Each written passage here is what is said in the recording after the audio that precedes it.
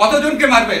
আমাদের সন্তানরা আমাদের সাহস দেয় এখন, আমাদের কিশোররা আমাদের সাহস দেয় এখন। আজকে রিমান্ডে নূরকে এইভাবে মারার পর আবার রিমান্ড দেয় আদালত।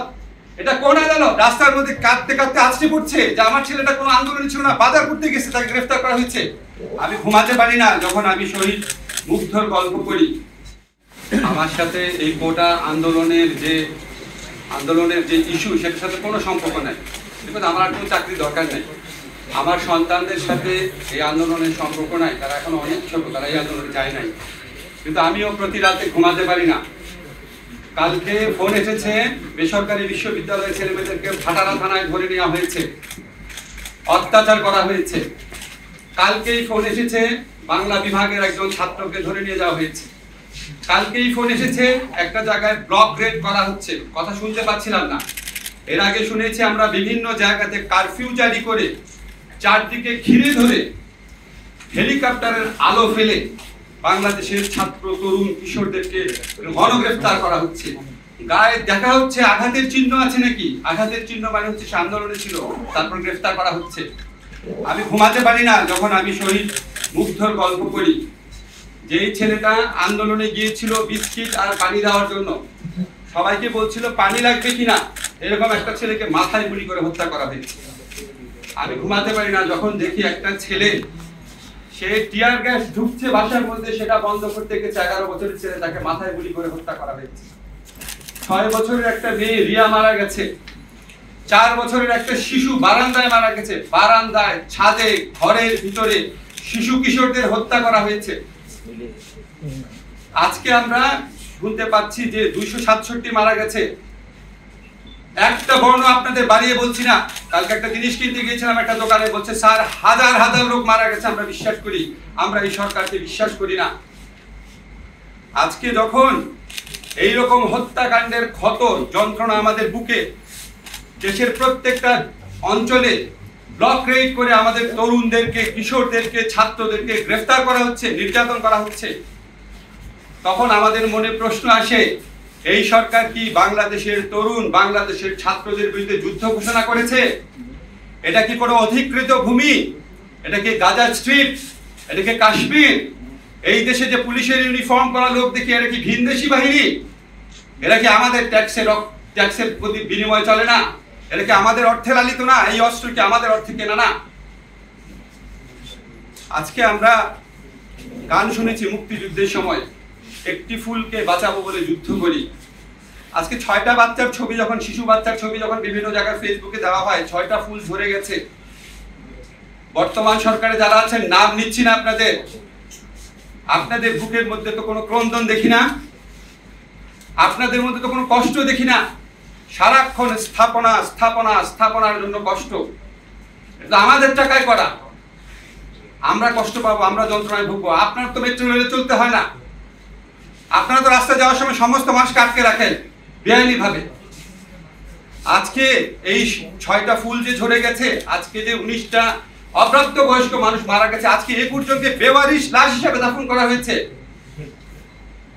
আজকে কালকে দেখলাম একটা মাকে ভিডিওতে রাস্তার মধ্যে কাঁদতে কাঁদতে আছড়ে পড়ছে যে আমার ছেলেটা কোনো আন্দোলন ছিল না, বাজার করতে গেছে, তাকে গ্রেফতার করা হয়েছে। এই সরকার কি সমস্ত তরুণ কিশোরদেরকে গ্রেফতার করবে? আপনারা যে লক্ষ লক্ষ তরুণ কিশোর ছাত্রের বিরুদ্ধে দাঁড়িয়েছেন, তাদের অভিভাবক আছে, তাদের পরিবার আছে, তাদের সমব্যথী মানুষ আছে। 71 সনের যুদ্ধে আমরা প্রমাণ করেছি, বাংলাদেশের হৃদয়ে গুলি করা হলে বাংলাদেশের প্রতিটা ঘর সেই যুদ্ধে যোগ দেয়। আজকে প্রতিটা ঘর থেকে ক্ষোভ, প্রতিটা ঘর থেকে সেই প্রতিরোধের আহ্বান। আপনারা এটাকে আর তুচ্ছ-তাচ্ছিল্য করেন না। কেন আন্দোলন হচ্ছে এগুলি বলে জাতির সাথে ঠাট্টা মশকরা করেন না। আন্দোলন হচ্ছে হত্যাকারীর বিচারের দাবিতে, আন্দোলন হচ্ছে গণরুম কেন্দ্রিক যে টর্চার সেল। পৃথিবীতে কোনো বিশ্ববিদ্যালয় আছে নাকি, চ্যালেঞ্জ করলাম, পৃথিবীতে কোনো বিশ্ববিদ্যালয় আছে নাকি যে বিশ্ববিদ্যালয়ের প্রতিটা ছাত্রাবাস টর্চার সেল রয়েছে? সেই টর্চার সেলের ছাত্রদের মৃত্যুর খবর আপনারা পেয়েছেন। জোর করে কৃতদাসের মতো গেস্টাপো বাহিনীর স্টাইলে সেখানে অত্যাচার করা হয়। এগুলি তো মিথ্যা কথা না, দিনের পর দিন পত্রিকাতে এসেছে। আজকে সেই গণরুম কেন্দ্রিক নির্যাতনের অবসান চেয়েছে ছাত্ররা। কেন আন্দোলন বুঝতে পারেন না? যেই উপাচার্য প্রক্টররা তাদের প্রতিরোধ করতে, তাদের প্রতিরক্ষা দিতে ব্যর্থ হয়েছে, জাহাঙ্গীরনগরে গেট লাগিয়ে দিয়েছে, এগুলো তো নতুন ঘটনা না। আজকে তাদের পদত্যাগের দাবি আসছে। শিক্ষার্থীদের অরিজিনাল যে দাবি ছিল 9 দফা, যেটা আমরা বিশ্বাস করি জোর করে চেঞ্জ করে দেওয়া হয়েছে, সেখানে দাবি ছিল যে দায়ী মন্ত্রীদের পদত্যাগ। আজকে এই দেশের তরুণ কিশোরদের বিরুদ্ধে 70-80 বছরের বৃদ্ধ বতায়ু প্রজন্মের মন্ত্রীরা তাদের বিরুদ্ধে ছাত্রদেরকে লেলিয়ে দিচ্ছে। আমাদের দেশের তরুণ সমাজের একটা অংশকে কৃতদাস এবং গণরুমে টর্চার সেলের ভিকটিম বানানো হয়েছে, আরেকটা অংশকে খুনি বাহিনী বানানো হয়েছে।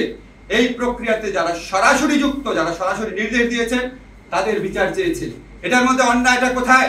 ছাত্ররা কি বলেছে সরকারের পতন চাই?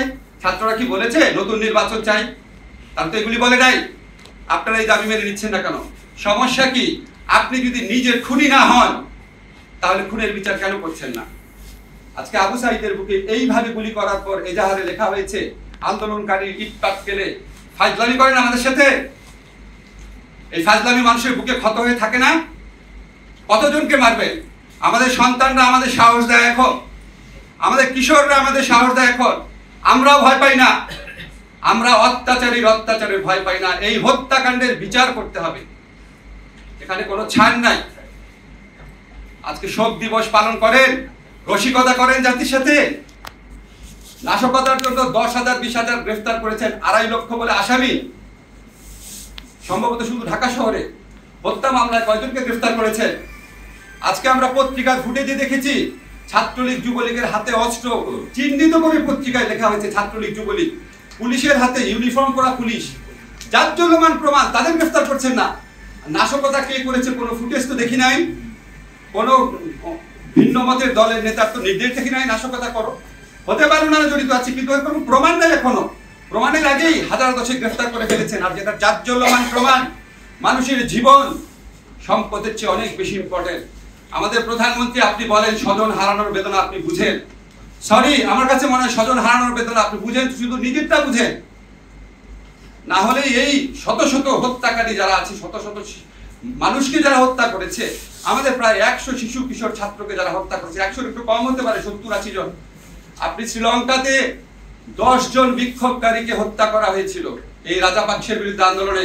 10 জন বিক্ষোভকারী মারা যাওয়ার পর ক্ষমতা ছেড়ে চলে গেছেন। ওনারও কম দম্ভ ছিল না, কম শক্তি ছিল না, কম সেনাবাহিনী ছিল না, কম পুলিশ ছিল না। আজকে 10 জন শুধু শিশু কিশোর মারা গেছে, শিশু মারা গেছে, শিশু 9 জন আর 10 জন তাই কি? এই 10 জনের প্রায় কমপক্ষে 267 জন মানুষ মারা গেছে। আপনার পদত্যাগের দাবিতে যে সারা বাংলাদেশের মানুষ গণ আন্দোলন করছে না, এটাই তো আপনার সৌভাগ্য। সেদিকে আমাদেরকে ধাবিত করেন না, হত্যাকারীর বিচার করেন, গণরুম কেন্দ্রিক টর্চার সেলের অবসান ঘটান। বিশ্ববিদ্যালয় সত্যিকারের অভিভাবক দায়িত্ব পালন করতে পারে। নীল দলেও ভালো শিক্ষক আছে, ভালো মানুষ আছে, তাদেরকে উপাচার্য নিয়োগ দেন। আজকে যে সমস্ত মন্ত্রীদের কথা বলা হয়েছে, আমরা দম্ভ দেখছি, গুলি বর্ষণের কথা পর্যন্ত শুনেছি। একজন মন্ত্রী নাকি বলেছে, আপনারা চেক করবেন যে তাদের কাছে নাকি এত গুলি আছে, প্রতি সেকেন্ড একটা করে গুলি করলেও 5 বছর শেষ হবে না। এদেরকে আপনি বিচার না করতে পারেন, এদেরকে মন্ত্রিসভা থেকে বাদ দেন। মানুষের বুকের ক্ষত দূর করেন, ক্রোধ দূর করেন, সব ঠিক হয়ে যাবে। মানুষকে আরো উত্তেজিত করে, মানুষকে আরো ক্ষত বাড়িয়ে আপনারা কিভাবে চান যে সবকিছু সবাই ভুলে যাবে? সবকিছুই যদি আমরা ভুলে যাই, তাহলে তো আমরা মুক্তিযুদ্ধ করতাম না, তাহলে তো আমরা 90-এর আন্দোলন করতাম না। আমি একটু লিগাল ইস্যুতে কথা বলি। আজকে আপনারা দেখেছেন ডাকসুর একজন নির্বাচিত প্রতিনিধি ভুয়া ভোটে নির্বাচিত না, ডাকসুতে ঢাকা বিশ্ববিদ্যালয়ের ছাত্রদের ভোটে নির্বাচিত সভাপতি, সাবেক সভাপতি নুরুল হক নূরকে কিভাবে টর্চার করা হয়েছে রিমান্ডে। এই ধরনের টর্চার বাংলাদেশের সংবিধানের আর্টিকেল 35-এর সুস্পষ্ট লঙ্ঘন। রিমান্ডে নুরুল হক নাহিদকে যে অত্যাচার করা হয়েছে, তার সারা গায়ে আমরা যে আঘাতের চিহ্ন দেখেছি, এগুলি সংবিধানের সুস্পষ্ট লঙ্ঘন। আজকে রিমান্ডে নূরকে এইভাবে মারার পর আবার রিমান্ড দেয় আদালত। এটা কোন আদালত? আমি আইনের শিক্ষক, এটা কোন আদালত? সুপ্রিম কোর্টের কাছে আমার আহ্বান, প্রধান বিচারপতি আপনার কাছে আমার আহ্বান, এই যে সুপ্রিম কোর্টের নির্দেশনা রয়েছে রিমান্ডের ক্ষেত্রে, এই নির্দেশনা লঙ্ঘন করে নিম্ন আদালত কিভাবে আবার তাদেরকে রিমান্ডের আদেশ দিচ্ছে? আপনি তাদের বিরুদ্ধে ব্যবস্থা নেন। সুপ্রিম কোর্টের নির্দেশনা অমান্য করছে, যেই বিরোধী দলের ভিন্ন মতের যে মানুষই যায় তাকে রিমান্ডে দিয়ে দেয়। রিমান্ড দেওয়া কি বাংলাদেশের সাংবিধানিক আইনে পরিণত হয়েছে? রিমান্ডে দিতে হবে? নিম্ন আদালত কেন কাজ করতে পারছে না? নিম্ন আদালতের উপর আইন মন্ত্রণালয়ের একচ্ছত্র আধিপত্য কায়েম করা হচ্ছে লাস্ট রুলসের মাধ্যমে। আমি উচ্চ আদালতের কাছে প্রার্থনা করব, আপনারা স্বতঃপ্রণোদিতভাবে অনেক ব্যবস্থা নিতে পারেন। গণস্বাস্থ্য কেন্দ্র থেকে চিকিৎসাধীন অবস্থায় জোর করে কেন সমন্বয়ককে তুলে নেওয়া হয়েছে? এডিবির বিরুদ্ধে ব্যবস্থা নেন। আমরা আপনাদের দিকে তাকিয়ে থাকি, আপনারা সংবিধানের রক্ষক, আমাদের লাস্ট রিসোর্ট। আপনাদের কাছে আপিল করছি, সুস্পষ্টভাবে সংবিধানের যে লঙ্ঘন হচ্ছে, 24 ঘন্টার মধ্যে আদালতে হাজির করার কথা। ডিবি যদি নিরাপত্তার হেফাজতেও নিয়ে থাকে, আদালতে হাজির হয়ে আদালতের নির্দেশনা দেওয়ার কথা। চোখের সামনে সংবিধান লঙ্ঘন করছে, আর্টিকেল 33 লঙ্ঘন করছে, আর্টিকেল 35 লঙ্ঘন করছে, গোপনীয়তার অধিকার লঙ্ঘন করছে, চোখের সামনে করছে, দম্ভ ভরে করছে। উচ্চ আদালতের কাছে প্রার্থনা করি, আপনারা স্বতঃপ্রণোদিতভাবে এদের বিরুদ্ধে ব্যবস্থা নেন। আরেকটা কথা বলে শেষ করছি, আমাদের মুক্তিযুদ্ধের চেতনা হচ্ছে অন্যায়, অবিচার, অত্যাচার, নিপীড়নের বিরুদ্ধে যুদ্ধ। আজকে কোটা সংস্কার আন্দোলন না, এই আন্দোলনে বাংলাদেশের যত মানুষ আছে, যত ছাত্র তরুণ জনতা আছে, তারা হচ্ছে মুক্তিযুদ্ধের চেতনার প্রকৃত বাহক। যারা তাদের উপর গুলি চালাচ্ছে, যারা অপপ্রচার চাচ্ছে, নির্যাতন করছে, গণগ্রেফতার করছে, তারা হচ্ছে 2024 সনের রাজাকার, কারণ তারা গণমানুষের বিরুদ্ধে দাঁড়িয়েছে। শেষ কথা বলে কি করছি, আমাদের মুক্তিযুদ্ধের সময় আরেকটা ঐতিহাসিক ঘটনা ছিল। আমাদের বঙ্গবন্ধু বলেছিলেন 7 মার্চের ভাষণে সম্ভবত, রক্ত যখন দিয়েছি আরো রক্ত দিব, এদেশের মানুষকে মুক্ত করে ছাড়বো ইনশাআল্লাহ। আশা করি ঠিকভাবে বলেছি। আর বর্তমান সরকারে বঙ্গবন্ধুর উত্তরসূরিরা, আপনাদের সরকারের কর্মকাণ্ড দেখে মনে হয় আপনাদের বুকের মধ্যে এই প্রত্যয় জন্ম নিয়েছে, রক্ত যখন নিয়েছি আরো রক্ত নিব, বাংলাদেশের ভিন্ন মতকারীদের নিশ্চিহ্ন করে ছাড়বো ইনশাআল্লাহ। Please stop it.